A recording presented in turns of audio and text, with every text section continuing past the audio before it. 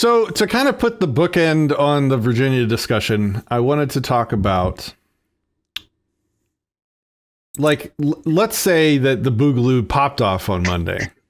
And, you know, let's say that there was some kind of overthrown government on Monday.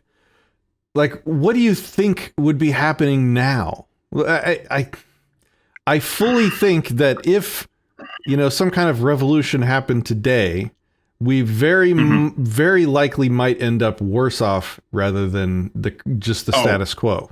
Yeah.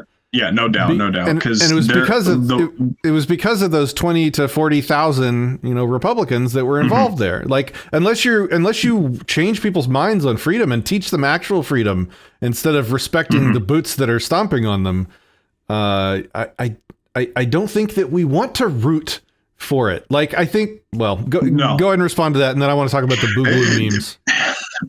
Well, basically, I totally agree. The way. The amount of overreach by the Leviathan of government at this point is so massive. It's almost like the whole like too big to fail thing with the banks in 2008.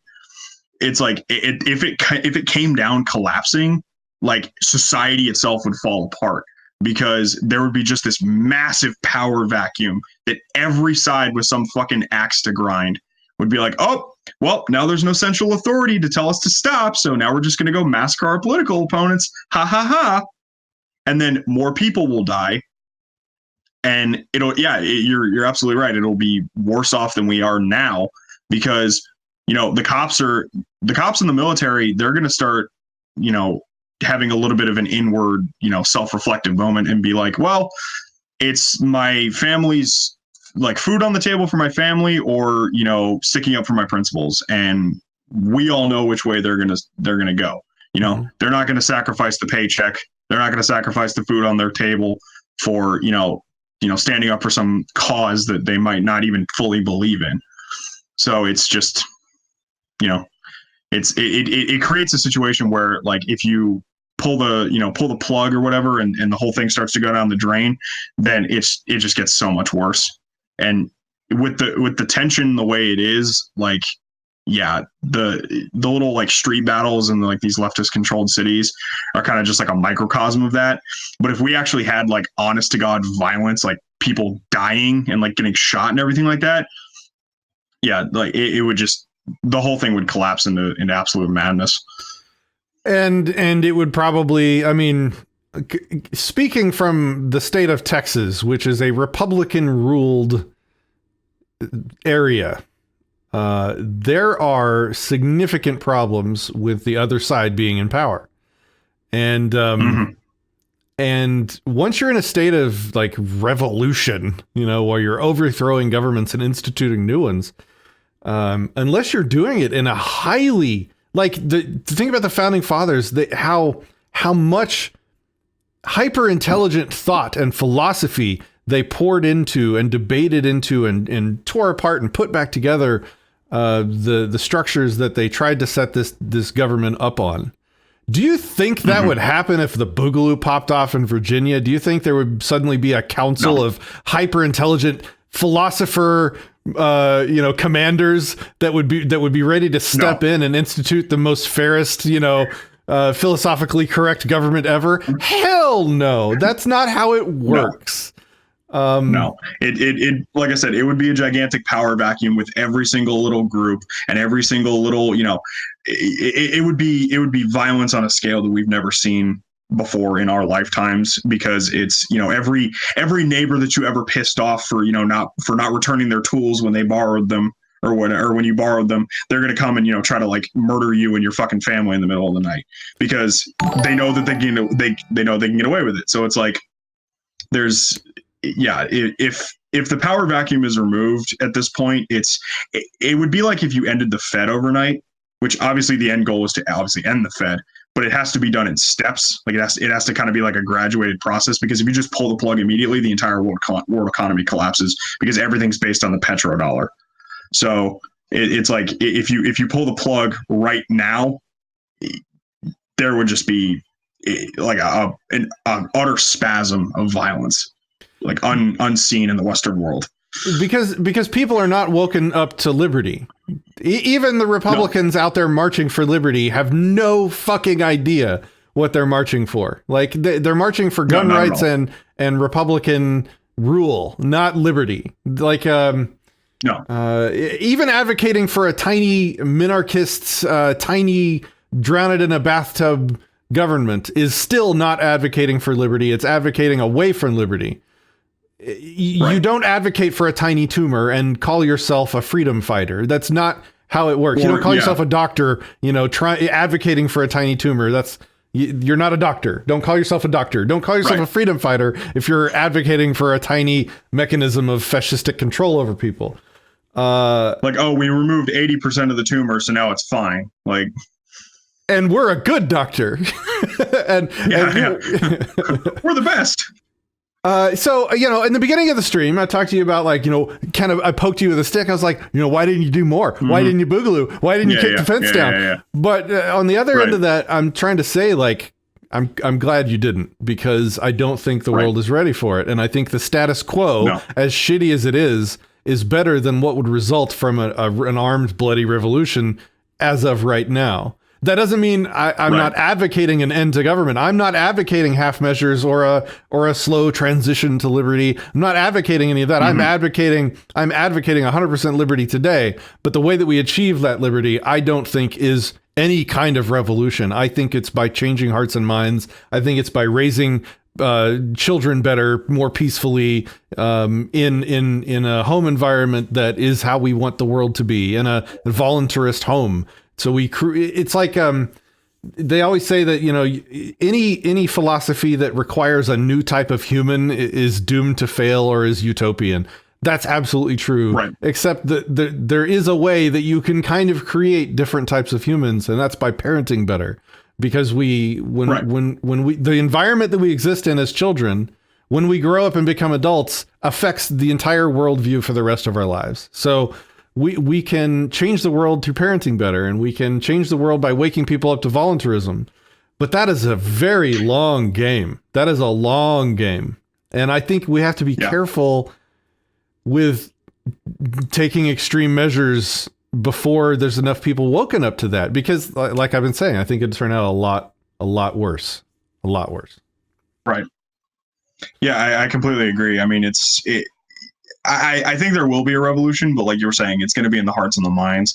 It's going to be getting people to think ideologically above the state. It's going to be getting people to think like you don't have to, have somebody rule over you. You rule yourself. You own yourself. And just getting people to understand those days, which is super ironic because even people who go through the public indoctrination system, one of the first things you learn in kindergarten is don't hit people and don't take their stuff. And yet, once you grow up into an adult, somehow that just all goes out the fucking window. Well, it's because the second thing you learn in kindergarten is get in fucking line and ask permission to go to the bathroom. Yeah, exactly. So the first thing you learn is don't hit people to get what you want. And the second thing you learn is, the teacher gets to hit people to get what they want. The teacher gets to force people to do what they want. Or go to the teacher to get what you want. Exactly. Exactly. Yeah. Patriotic says, we don't have that much time, Patrick. Sorry, I don't believe we do. This will come to violence. I am afraid that you are correct. I'm just trying to figure out. I'm trying to, what do I want to happen? What do I think we should be advocating for? And I think we should be. Here's why the Boogaloo memes are critical. And I was talking to somebody on Discord about this recently. I was actually talking to Ryan. For those that have been been around the channel for years now, you might remember Ryan. He was my co-host back in the day. We were talking about the Boogaloo memes, and we were relating it to sort of like the court jester. The court jester was the one person that could talk shit about the king. Humor allows you to question the unquestionable. George Carlin made like a 10-minute bit on rape jokes, and it was hilarious. And a lot of rape victims would write him letters and say how that was therapeutic to them because they were able to laugh about an impossible subject. The Boogaloo memes, I think, serve a similar function. The people that we need to reach first, in my opinion, now I come from, a Republican upbringing, and I come from, kind of the right, so to speak, before I came to voluntarism. And so maybe I'm just thinking that those people are closer to liberty than the left. I could be wrong. I'm open to being wrong. That's fine. This is just what I think. I think like there's a huge opportunity right now. This is a huge, huge teaching moment because you've got a lot of Republicans. And I made a post about this on Facebook, and I think I maybe even talked about it with Cal. You've got a lot of Republicans right now standing up to an immoral, standing up to government, forcing immoral laws on them, pointing guns at them to control their means of self-defense. And so you have a lot of Republicans rightfully, justly, righteously outraged against that. And they're standing up and they're ready to point guns at the government, at the evil government for doing that stuff. And then what they're realizing is that the guns that are pointing back at them are not being held by the politicians, which they talk so much shit about. The guns that are pointing back at them are being held by police, the people that they worship. And so it's a huge teaching moment. And the boogaloo memes are like the court jester's way of easing their psyche into that realization. Because like I'm sure you saw a lot of Republicans at this event, you know, they're still very much pro-cop, pro-military.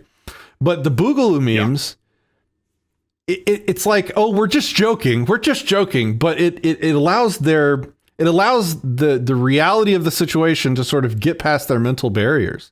And the humor of the memes to teach the lesson without confronting their mental walls that would shut down and you know, kick in their bias, you know, their pro-police, pro-military bias.